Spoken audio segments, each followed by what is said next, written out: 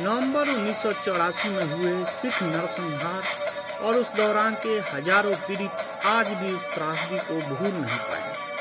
वही आज भी 38 वर्ष बीत जाने के बाद न्याय के लिए और आरोपियों को दंड मिले इसके लिए भी कानूनी लड़ाई लड़ी जा रही है। 84 जेनोसाइड पर एक डॉक्यूमेंट्री सिख ने बनाई है जिसमें उस दौरान की घटी घटना पीड़ित आज भी सरकार से गुहार लगा रहे हैं। उनका मानना है कि चंद मुआवजा देकर सरकार उनकी भावनाओं से खेल रही है। आज भी इस केस को 84 देगा पीड़ित के नाम से केस लड़ा जा रहा है। सरदार इंद्रप्रीत सिंह निदेशक ने बताया कि हमने बहुत करीब से उनके दुखों को जाना है। उनके दुख को इस डॉक्यूमेंट्री के माध्यम से हमने बताने की कोशिश की, जो देखने वालों को लगेगा कि सच में इनके साथ अन्याय हुआ है। उन्होंने बताया आज चौथी पीढ़ी हो गई है लेकिन उस दर्द को नहीं भुला सके।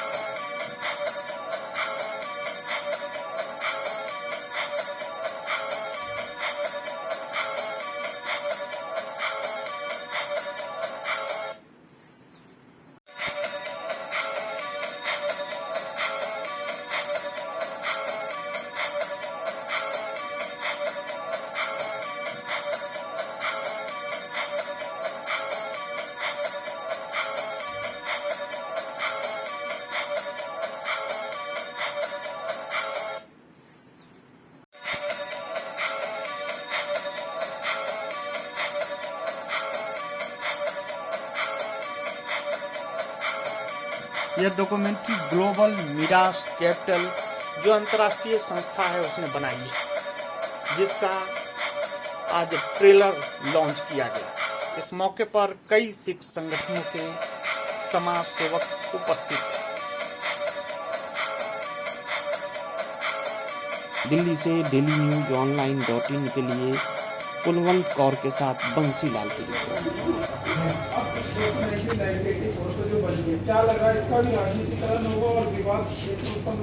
देखिए, हमारे पास दो विकल्प थे। पहले तो हम डॉक्यूमेंट्री बनाना ही नहीं चाहते थे, हम तो सिर्फ लोगों से मिलने गए थे मसले निकालने। इसी तरीके से आप देखेंगे जब ये चीज होती गई तब इसने डॉक्यूमेंट्री का शेप ले लिया, क्योंकि ना तो कोई स्क्रिप्ट थी ना कोई प्लान था। अब जब ये हमने अपनी जान पे के लिए इतनी परेशानियों से रिकॉर्ड करी और डॉक्यूमेंट्री में पूरी शेप दे दी, क्योंकि ये डॉक्यूमेंट्री एविडेंस की तरह काम करेगी यूएन में और पार्लियामेंटों में। अगर हम इसको ड्रामा डॉक्यूमेंट्री बना देते या एक्टिंग डाल देते, इसके अंदर किसी एक्ट्रेस को ले लेते, तो जो सबसे पहले आपने देखी होगी फाइट, वो लेडी आज करीबन 80 साल की है।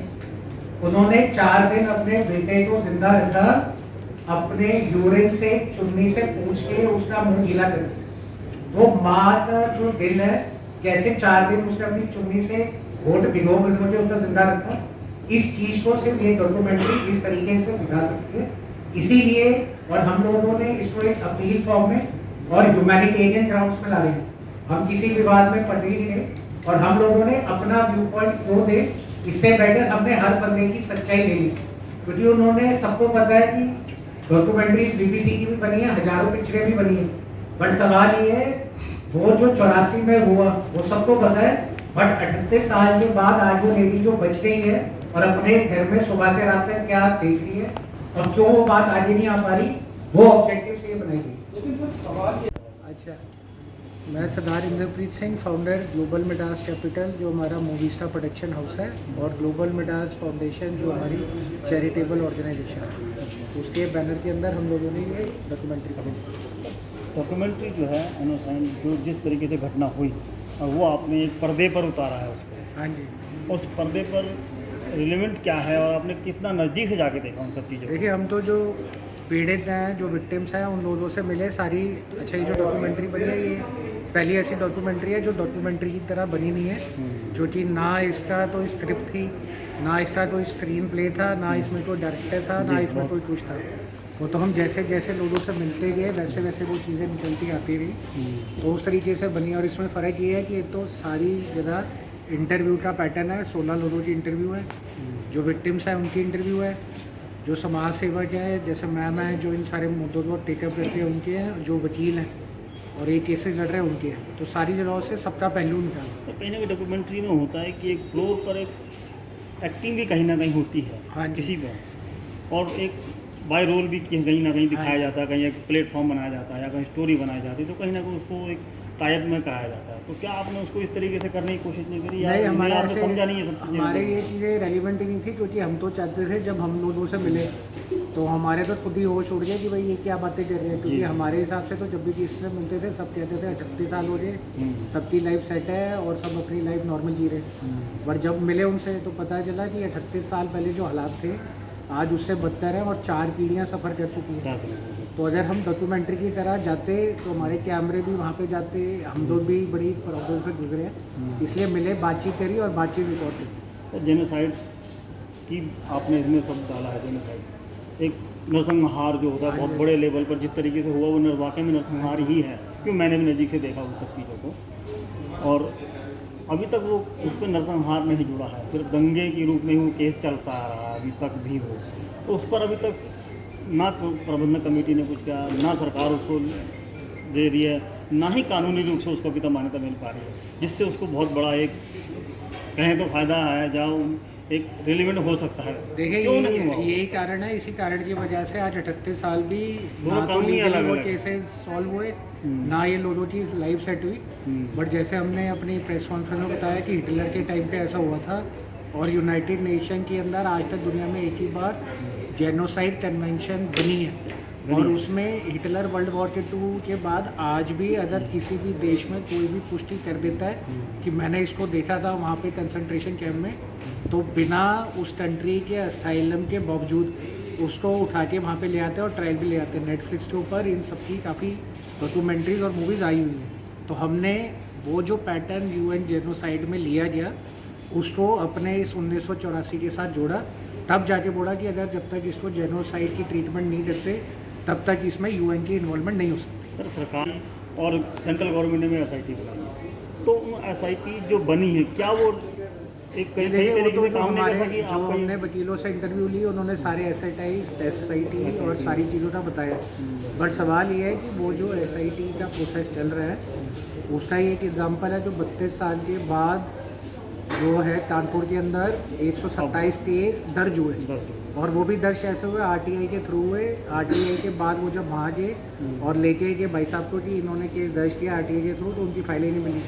तो सवाल ये है कि जब 32 साल के बाद 127 केस कबूल किए गए कि अब इसके ऊपर काम होगा, तो ये बात है 2016 की, केस हुआ 1984 में।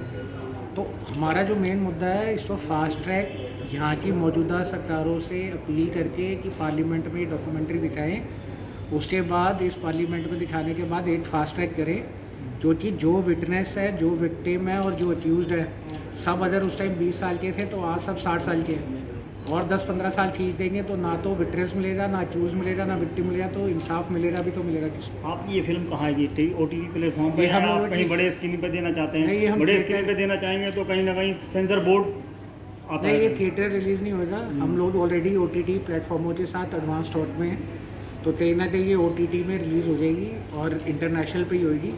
दूसरा जो कि हम लोगों का प्रोडक्शन हाउस इंडियन नहीं है, हमारा इंटरनेशनल है, तो यूएसए में भी है, कनाडा में भी है, सिंगापुर में भी है। तो अगर यहाँ पे हमें फिल्म रिलीज़ करने पे कोई दिक्कत आएगी तो हम लोग इसको किसी भी कंट्री में जाके वहीं रिलीज़ करेंगे। आप क्या कहना चाहती हैं? और आप बहुत सामाजिक तौर पर भी जुड़ी हैं, प्रबंधन कमेटी से भी जुड़ी हैं, तो अब इस फिल्म को लेकर आपका क्या व्यूज़ है? मेरा ये व्यूज़ है कि आज दिन तक 38 साल हो गए आवाज़ उठाते आए हैं, एक नया कॉन्सेप्ट लेकर हम दुनिया के सामने आए हैं। ये सरकारों तक मैसेज देना चाहते हैं कि देखो, जो विक्टिम है, जो दुख जिसने अपने पिंडे पे ये दर्द हंडाया है, उसकी पुकार भी अगर आज सुनी जाए, सरकारें सुने, तो इंसाफ ज़रूर मिलेगा। नहीं मिलता तो सरकारें कमी कहाँ रह गई है? देखो, कमी कहीं ना कहीं रह गई है। जिस सरकार उस टाइम थी, उन्होंने ये नरसंहार किया, उसके बाद जो जितनी भी सरकारें आई हैं उन्होंने इंसाफ भी नहीं दिया। हमारा तो जो नाराज़गी कही जाए तो सारी सरकारों से। तो क्या इस फिल्म को लेकर आपको गुरुद्वारा प्रबंधन कमेटी से आपने मुलाकात करी है, मिले हैं आप?